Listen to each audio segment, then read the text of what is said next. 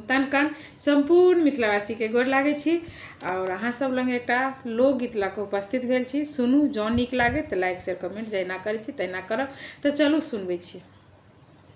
रही है चमकैत दमकैत हमरे रनिया, रही है चमकैत दमकैत हमरे रनिया, हमरा बड़ा नीक लागैया अपने कनिया, हमरा बड़ा नीक लागैया अपन कनिया।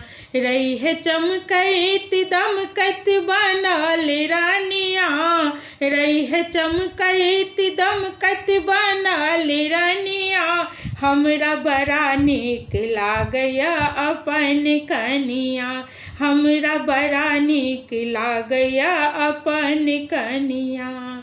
छह छह जवानी के धरकत करे जा, छह छह जवानी के धरकत करे जा, तोहर मन में उठल भरकत सी नहिया, तोहर मन में उठल भरकत सी नहिया। तोहूँ दिहे हमरा प्रेमक गहना, तोहूँ दिहे हमरा प्रेमक गहना, बड़ा नीक लागैया हमर कनिया, हमरा बड़ा नीक लागैया अपन कनिया। मुँहक मिठास प्रिय रखी है बनौने, मुँहक मिठास प्रिय रखी है बनौने, हृदय में प्रेमक तू दिया राजराने, हृदय में प्रेमक तू दिया राजराने।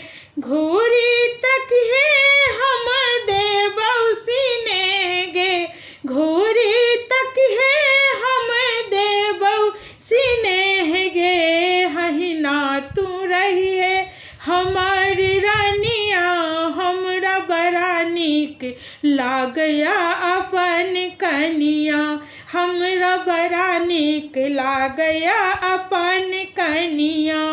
तोरे सजीवन में तो हमर जोड़ गे, तोरे सजीवन में हमर जोड़ गे, प्रिय तू ही से हमर छे ऊर्जा के स्रोत गे, तू ही छे हमर ऊर्जा के स्रोत गे, प्रिय हम छी बलम तो हमर धनिया, प्रिय हम छी बलम तो हमर धनिया, हमरा बड़ा नीक लागैया अपन कनिया, हमरा बड़ा नीक लागैया अपन कनिया, हमरा बड़ा नीक लागैया अपन कनिया।